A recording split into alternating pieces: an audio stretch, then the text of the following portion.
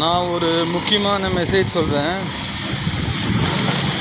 வாகனம் வாங்கிறதுக்கு முன்னாடி முதல் வாகனம் எதுன்னு கேட்டிங்கன்னா மனிதன் தான் முதல் வாகனம்.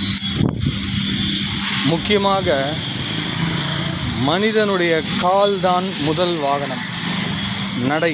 நடைப்பயிற்சி. அதனால் முதல் வாகனம், முக்கிய வாகனம் கால் தான். மனிதனுடைய கால் இருந்தால் முடிஞ்ச வரைக்கும் கிலோமீட்ரு எவ்வளோன்னா நடக்கலாம். பெட்ரோல் செலவு இல்லை, நடக்கிறதால உடம்புக்கும் நல்லது, வெயிட்டும் ரிடக்ஷன் ஆகும், ஆரோக்கியமாக இருக்கும். கால் தான் முதல் வாகனம் மனிதனுக்கு. ஓகே, பாய்.